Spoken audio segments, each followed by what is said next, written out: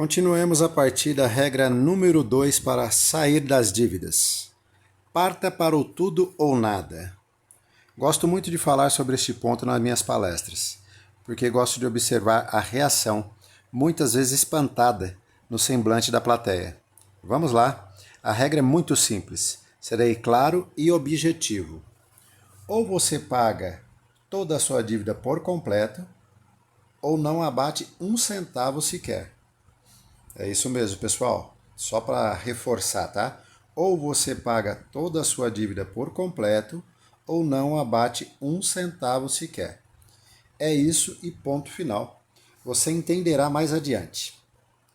Quando as dívidas e os juros abusivos começam a prejudicar a sobrevivência da família e você tem a difícil escolha entre sobreviver ou quitar sua dívida, sem dúvida nenhuma, a decisão a tomar é por sobreviver. Um exemplo para não restar nenhuma dúvida. Se você tem um cartão de crédito que já passou do limite, só tem duas opções.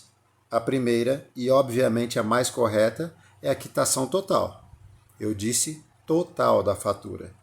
A segunda opção, caso você não tenha condições financeiras para quitar totalmente a fatura, é não pagar nada.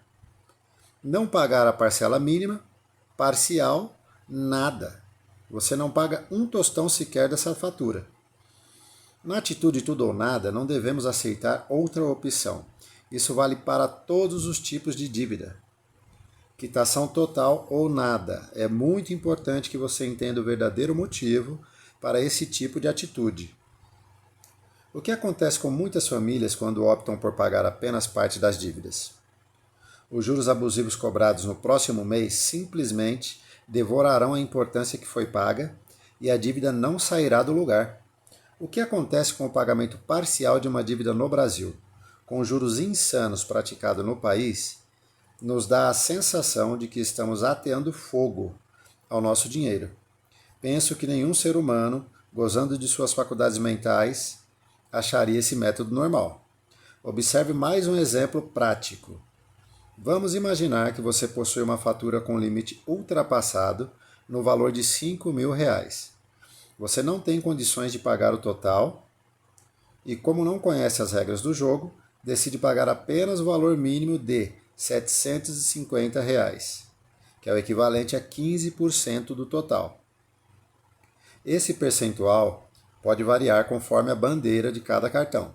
Assim, você diminui a dívida para R$ 4.250, ok? Em seguida, porém, o banco cobrará a taxa de juros do cartão, que hoje em dia varia entre 11% e 16% ao mês, somando os encargos e as multas que serão mais de 3% sobre o valor restante. Assim, a fatura para o próximo mês terá praticamente o mesmo valor da anterior. Resumindo, você acabou de jogar no lixo aproximadamente R$ 750. Se insistir nesse pagamento mínimo durante o período de um ano, você enriquecerá o banco com a importância de R$ 9.000, um dinheiro que deveria beneficiar e suprir as suas necessidades e as de sua família. E para piorar ainda mais a situação, no fim, ainda continuará com a dívida da fatura inicialmente existente no valor dos mesmos R$ 5.000, ou até mais do que isso. É como diz o ditado, seria cômico se não fosse trágico.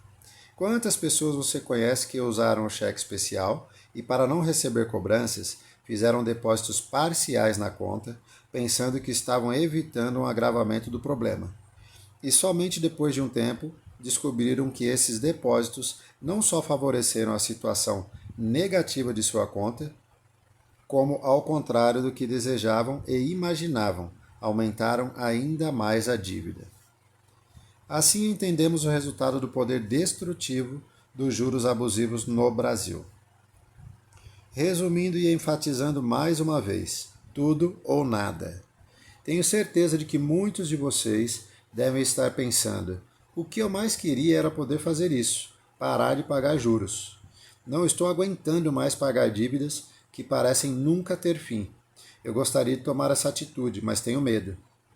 Ressalva importante: meu intuito com este livro não é apenas ensinar a você qual caminho é necessário percorrer para sair das dívidas, mas também ajudá-lo e de alguma forma encorajá-lo a superar todos os medos do bicho-papão que existem em sua cabeça. Então vamos listar todos esses receios que até hoje impediram você de tomar a atitude correta para quitar as dívidas. Se eu parar de pagar as dívidas, o que acontecerá comigo? Vão sujar o meu nome? Vão bloquear os meus bens e tirar tudo que eu tenho? Vou ser preso? Vão colocar cada vez mais juros e isso vai virar uma bola de neve? Vou esclarecer ponto a ponto e você entenderá que a estratégia eficaz e mais utilizada pelas instituições financeiras é a falta de conhecimento por parte dos clientes. Vão sujar o meu nome? Muitas pessoas boas e honestas não têm sossego enquanto não conseguem quitar as dívidas. Muitas vezes fazem novos empréstimos, mesmo sabendo que não terão condições de pagá-los e agravam cada vez mais a situação. Tudo pelo medo de que, caso não paguem, o nome ficará negativado ou sujo. Permita-me a correção, mas o correto deveria ser nome protegido. Levando um pouco de bom humor a essa triste e trágica situação, afinal, com seu nome no SPC e no Serasa, seu acesso a crédito ficará limitado, ou seja, ficará impedido de tomar atitudes impensadas e cometer novos erros financeiros. Para falar a verdade, no caso de muita gente, para quem prestei consultoria financeira, foi a melhor coisa que poderia ter acontecido naquele momento da vida.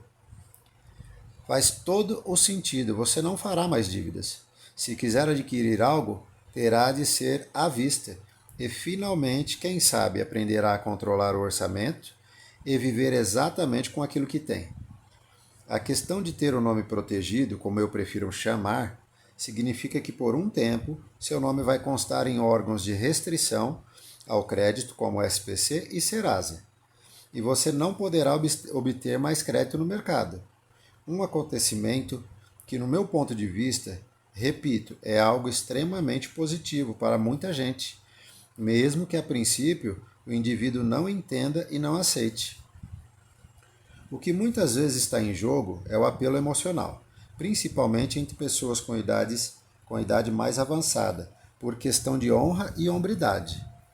Para essas pessoas, a vida se baseou nos princípios de que sempre devemos manter nossa palavra a qualquer custo e que sempre devemos honrar nossos compromissos.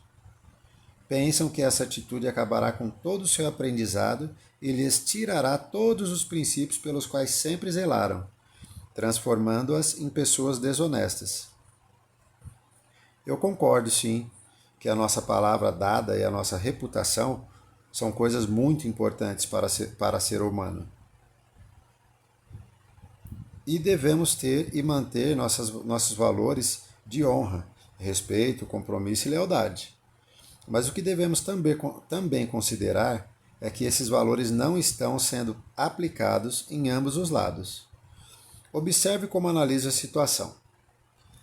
Nas comunidades judaica e japonesa mais tradicionais, tudo é baseado na confiança absoluta em cada membro da comunidade. Quando alguém precisa de ajuda para começar um novo negócio ou por outra necessidade qualquer, a comunidade inteira se mobiliza e contribui emprestando dinheiro. E esse empréstimo é muitas vezes sem juros, sem contrato, apenas selado com a palavra e o aperto de mão entre as partes. Isso é o suficiente. A pessoa havia dado sua palavra de que devolveria o dinheiro emprestado na data combinada. No nosso caso, porém, observe que não se aplica essa mesma honra para o outro lado acordado. Você não concorda? Não é justo quando, por falta de opção, aderimos a um serviço ofertado com regras escondidas e, quando nos damos conta, já estamos endividados com uma instituição financeira que não se preocupa com honra e justiça em nenhum momento, apenas zela pelo lucro mais alto possível e o prioriza. Quando estamos jogando no outro time, as regras mudam. Por exemplo, quando emprestamos dinheiro ao banco, poupança, esse nos paga a taxa mínima de 6% ao ano. Mas quando voltamos ao nosso time, ao tomarmos o empréstimo, o banco pode cobrar até 400% de juros ao ano. Pode me mostrar onde estão a honra, a justiça entre as partes e a hombridade? Então, meu querido leitor, entendo perfeitamente que você tem os seus princípios e a sua palavra. Admiro, respeito e concordo com tudo isso. Contudo, nesse caso, mais uma vez repito, isso não se aplica igualmente para ambos os lados. Faremos de tudo sempre para honrar nosso nome e nossa palavra, mas neste momento precisamos fazer o certo e cuidar da sobrevivência da nossa família. Precisamos tomar as decisões corretas, raciocinar friamente e ter a certeza de que somente dessa forma conseguiremos tomar a única decisão possível. Fique tranquilo, deixe que protejam seu nome. E se seguir passo a passo tudo o que está aprendendo aqui, garanto que não permanecerá assim por muito tempo. E esse tempo será de extrema importância para você organizar toda a sua vida financeira. Confie em mim. Vamos relembrar. Como já relatei, nos meus primeiros anos vivendo no Brasil, minha situação financeira não era muito boa. E, além do mais, por falta de conhecimento, também tomei algumas decisões financeiras muito erradas e meu nome ficou protegido durante algum tempo. Não tinha acesso a talões de cheque nem a cartões de crédito. É uma situação que não permite algumas comodidades do dia a dia. Porém, se analisar a situação por outro ângulo, é uma ótima época para aprender a trabalhar com o próprio, único e real dinheiro que possui naquele momento. Todas as suas compras passam a ser adquiridas com dinheiro à vista, como deveria ter sido o tempo todo. Mas nunca ninguém nos explicou essa regra. Em relação ao tempo que o nome pode ficar negativado no SPC e no Serasa, alguns funcionários de empresas de cobrança, bancos e financeiras informam erroneamente que não há mais a prescrição em relação às dívidas e ao cadastro no SPC e no Serasa, e que o nome pode permanecer por tempo indeterminado. Essa informação não procede. O novo Código Civil é claro quando afirma no artigo 206, inciso 5º, que o direito de cobrança de dívidas prescreve no prazo de 5 anos. Após esse período, a contar da data de vencimento da dívida, não da data do cadastro. A restrição deve ser excluída automaticamente. Portanto, se firmamos novo acordo de renegociação, a dívida anterior é extinta e automaticamente passa a valer uma nova dívida. No caso, o nome do devedor deve ser retirado dos cadastros negativos após o pagamento da primeira parcela.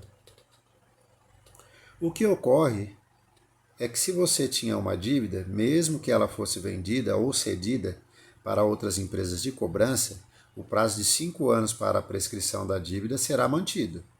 Apesar de o meu método ensinar a quitar as dívidas em 1 ano, compartilho essas informações para esclarecer que parte da força de negociação com as instituições financeiras vem do fato de que a restrição tem prazo de 5 anos, exceto dívidas ajuizadas. E isso é um dos grandes motivos pelo qual os credores tendem a renegociar a dívida o mais depressa possível. Ou seja, saem das regras do jogo e você não. Então, pessoal, finalizamos aqui uma parte da segunda regra de como sair das dívidas e continuemos no próximo vídeo. Compartilhe, se inscreva no canal, ative o sininho e deixa nos comentários aí o que vocês estão achando da nossa leitura. Vejo vocês no próximo vídeo. Valeu, obrigado, tchau, tchau.